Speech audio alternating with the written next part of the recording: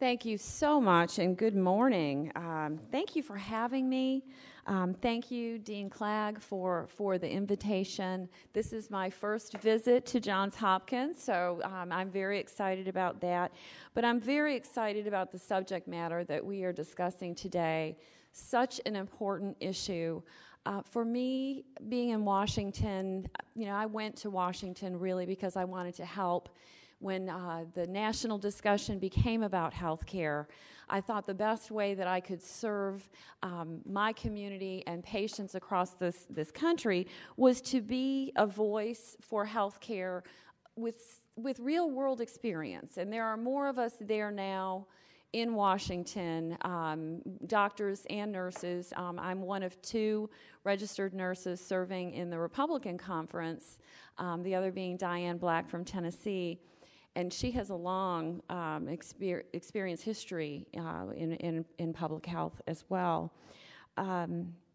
It's my honor to serve, and it is my honor to help represent patients, their families, and to make sure that if we're not taking care of those who are the most vulnerable, then I don't know what it is that we need to be doing in Washington. And this is a perfect example when we're talking about innocent victims of human trafficking, sexual exploitation. There are many in this country that really do not even understand that it exists, and that it exists even in their own backyards. For myself in North Carolina, we're the 10th worst state in the country as far as human trafficking, and that's largely due to our infrastructure. In fact, my district, I-95, goes right through the district, and that is a main thoroughfare for exploitation, and also because of the high agriculture industry that we have. Agriculture is #1 in North Carolina, so you can see how the population of migrant workers coming through can be a population that can be exploited. But again, thank you for having me. It is a crisis. Human trafficking, sexual exploitation, it is a crisis that is existing today, and that's why this symposium is so very, very important. From the shadows of society, predators seek out the vulnerable and manipulate the weaknesses in our laws and exploit children, women, and men from all walks of life. This is not something that crosses barriers, boundaries. Political affiliation does not matter. I am a Republican, but this is one issue that we can all agree is a bipartisan issue, something that we all need to be fighting for those who need our help. Trafficking has become and been around for, as we all know, thousands of years, as it continues to adapt to new ways of exploitation. As we evolve as society, as we evolve with our abilities in innovation, with communication and technology, so does the human trafficking community, those who are the exploiters, the ones who exploit those vulnerable populations. As a nation founded on ideals of protecting our citizens from harm, it is our duty to do everything in our power to enforce the laws that we have and continue to perfect them as things evolve. But focusing on the laws is not enough. That is just one part of the puzzle. We must also concentrate on how our public health is working on these issues. How are we helping those who have been victimized? How are we helping them to reincorporate themselves back into a normal lifestyle? That is something that we have to continue to fight for. And there again, one of those issues that we have to be on top of.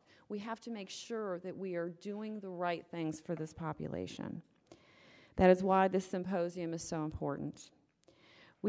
I do not have all the answers. I'm learning just like you are, and I'm very anxious to know what comes out of this symposium as far as information sharing and networking.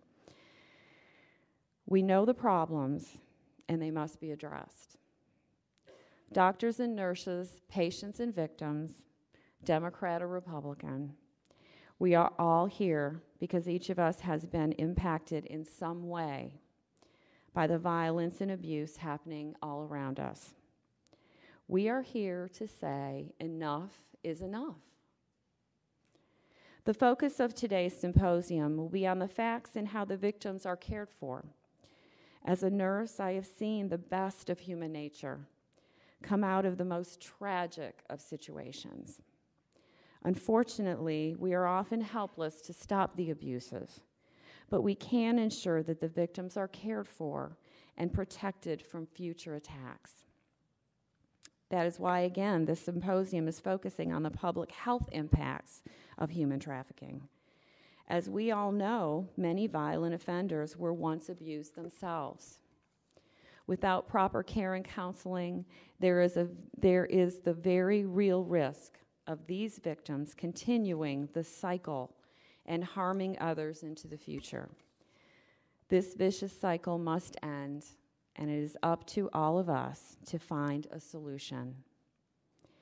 In order to find meaningful remedies to this problem, both research and evidence-based patterns can be useful tools. But the findings from such research need to be applied to what is actually happening in real time. For instance, one of the things that I have been a part of and very concerned about in Washington, we recently had the vote on the reauthorization of the Violence Against Women Act.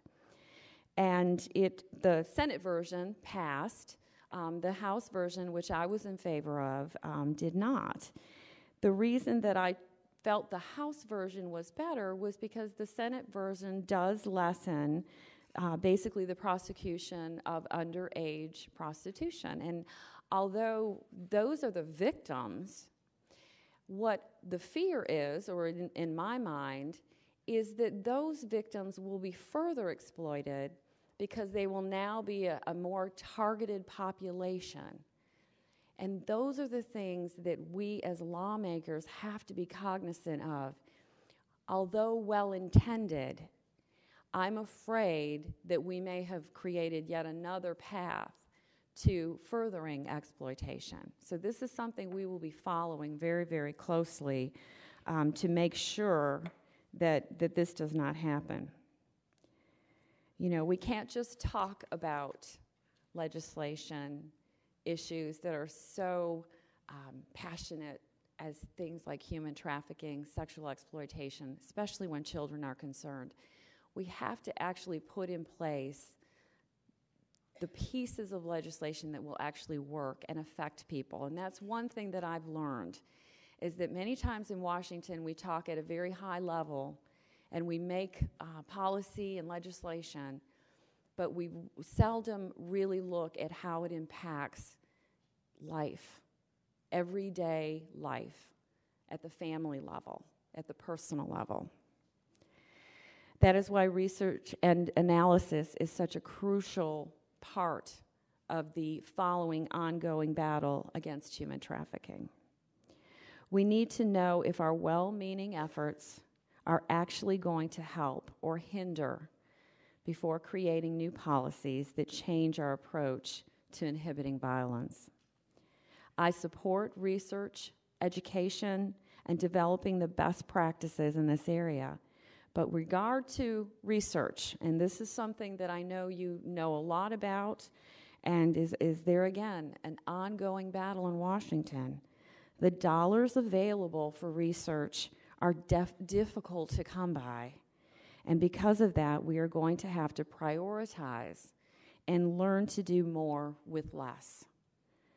My staff and I have been doing research with and on the National Institute of Health, really following the list of research projects that are underway, so that there again, we know which issues should be priority. There are some pieces of research that, although they, again, well-intended, really don't need to be at the top. We have got to prioritize, and this issue itself is a priority. By cutting frivolous research to fund transformational research, we will be able to address our priorities. Collaboration between U.S. agencies, the private sector, and the international community is also critical, and I am delighted to see that it is one of the core principles you will be examining in this symposium today. I am encouraged by this meeting today, and I urge you to continue to reach out, spread the message, and continue to think outside of the box. As you will see throughout this symposium, we are all coming together and having an important discussion. Human trafficking is a problem that transcends political barriers again in our communities, in our states, and in the international community as well. And we must all be involved in developing the solutions. Our country has been polarized by so many issues, but nothing will get accomplished if we don't come together and present ideas. Protecting victims of abuse is and will remain a bipartisan issue, and I stand here with all of you to get the conversation started. Thank you again for all that you are doing. Thank you again for being brave and coming forward if you are a victim. We need to hear from you. We need to hear from the experts in this field so that we can understand the challenges ahead of us and learn about the great ideas that are out there in regard to this important issue. Again, thank you. Thank you for having me today, and God bless all of you. Thank you.